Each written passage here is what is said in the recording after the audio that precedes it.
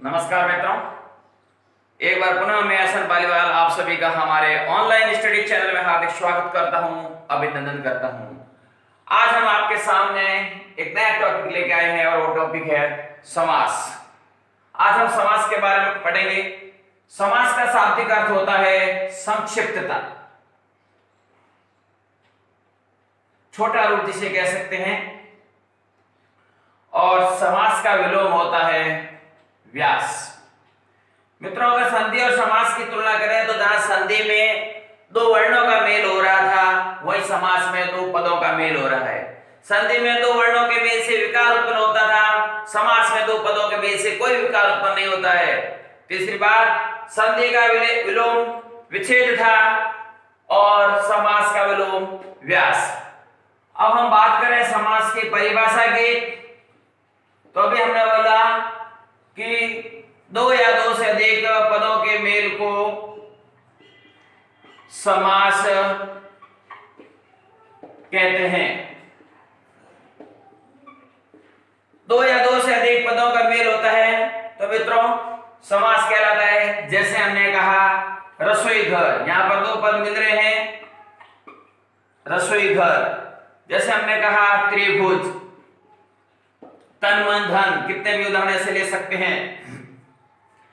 अब हम बात करें, जैसे लिखा हुआ है रसोई घर, और जब इसका विग्रह करते हैं तो ये होता है रसोई के लिए घर। जब दोनों शब्दों में संबंध सूचक जो ये शब्द होते हैं, संबंध सूचक शब्दों को हटाकर जो शब्द लिखा जाता है उसको समस्त पद या सामासिक पद भी कहते हैं।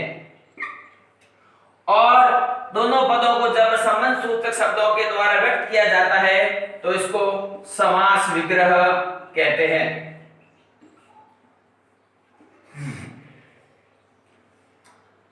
समास में अमूमन दो पद होते हैं। द्वंद्व समास एक ऐसा समास है जिसमें दो से भी अधिक पद हो सकते हैं।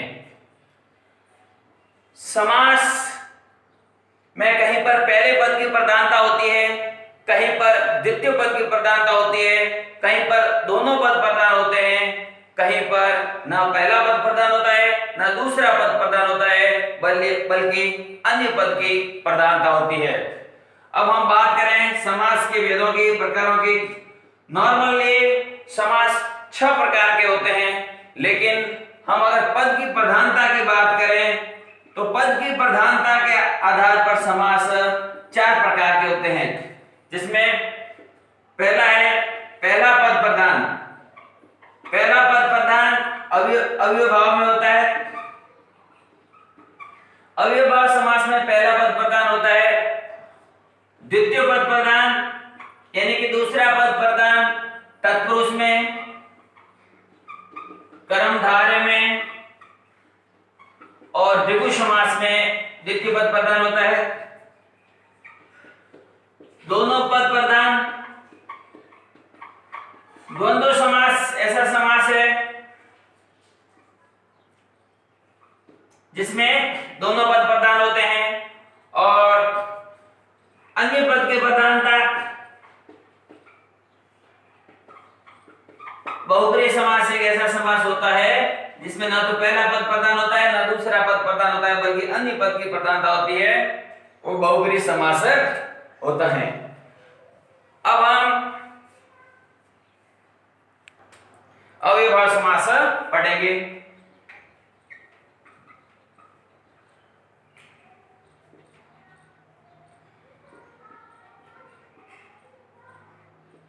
अव्ययभाव समास का शाब्दिक अर्थ है कि अव्यय हो जाना, यानी कि ऐसे समासों में जिसमें पहला पद प्रधान होता है।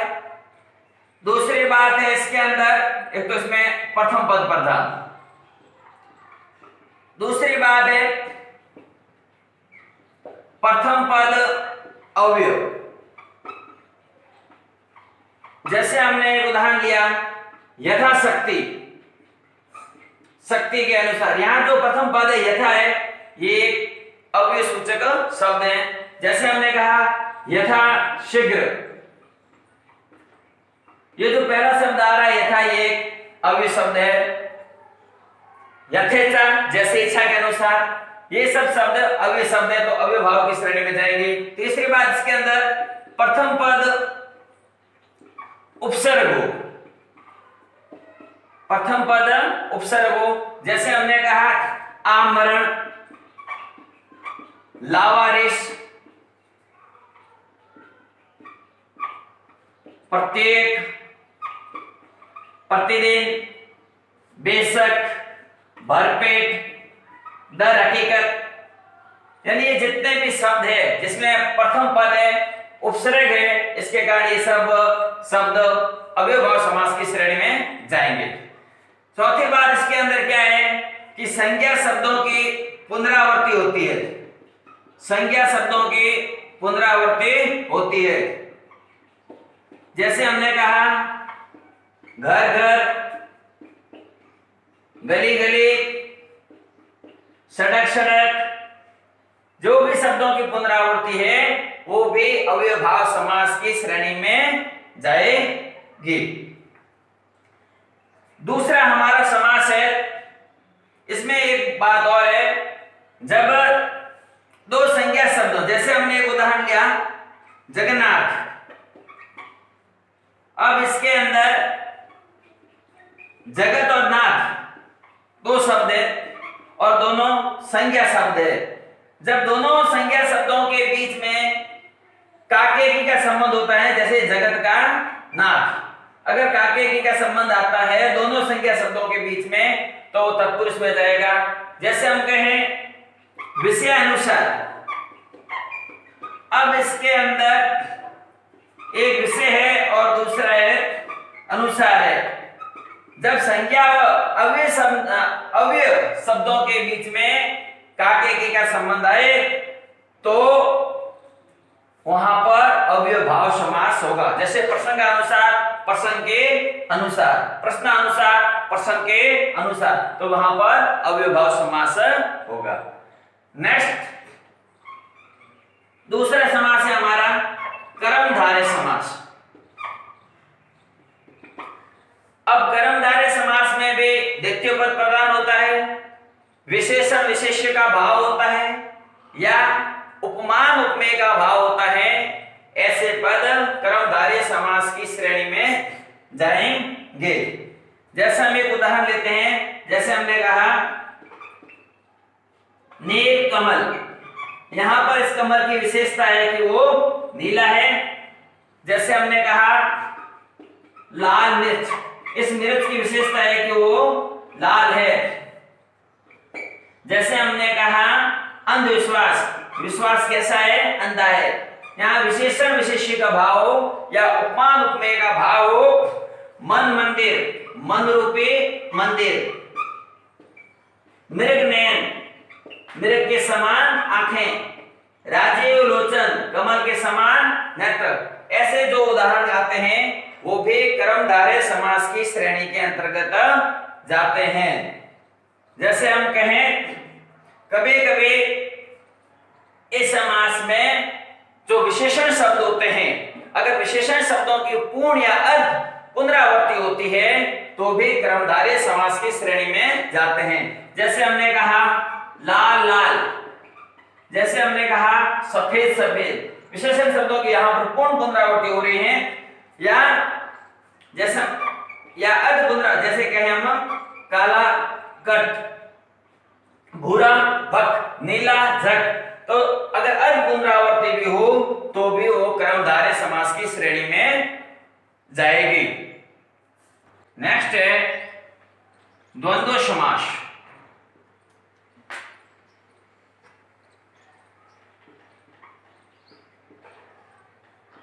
जिस समास में दोनों पद प्रधान हो तथा दोनों के मध्य और अथवा या का लोप हो। नॉर्मली जो पद एक दूसरे के विपरीत होते हैं वहां पर या का लोप होता है। दोनों के मध्य योजक चिन्ह का भी प्रयोग होता है।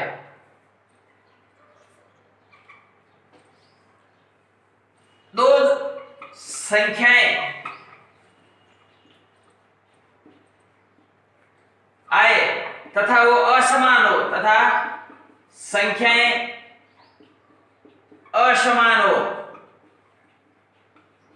वहां पर भी द्वंद्व समास होता है। 1 2 3 4 5 6 7 8 9 10 20 30 40 50 60 70 80 90 और 100, इन संख्याओं को छोड़कर बाकी सभी संख्याओं में द्वंद्व समास होता है। जैसे हम एक उदाहरण लेते हैं, माता पिता, माता और पिता, इसमें दोनों पद प्रधान है।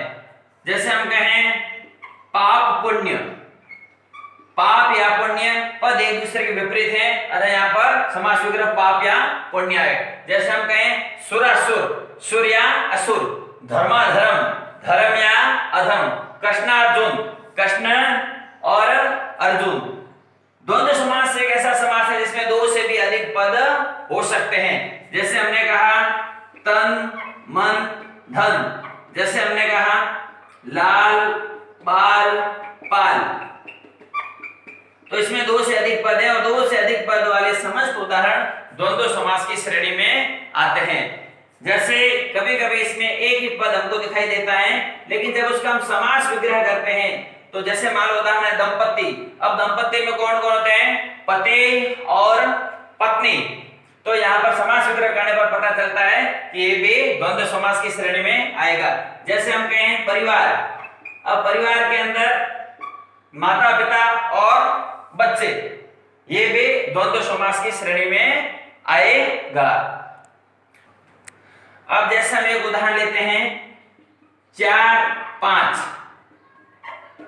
अब दो संख्या आ रही है लेकिन दोनों संख्या असमान है, तो ऐसे उदाहरण भी द्वंद्व समास की श्रेणी में जाएंगे। जैसे हमने कहा 18, तो इसका 10 और 8, जैसे हमने कहा 25, 20 और 5, तो ऐसे सभी उदाहरण द्वंद्व समास की श्रेणी में जाएंगे। इस प्रकार हमारा द्वंद्व समास आज पूरा हुआ, और जो बाकी वाले 3 समास है वो हम आने वाले कल के वीडियो में पढ़ेंगे। आशा करते हैं कि आपको हमारा चैनल पसंद आया होगा। आप इसको घर जरूर पढ़िएगा, लाइक कीजिएगा, शेयर कीजिएगा, सब्सक्राइब कीजिएगा। धन्यवाद।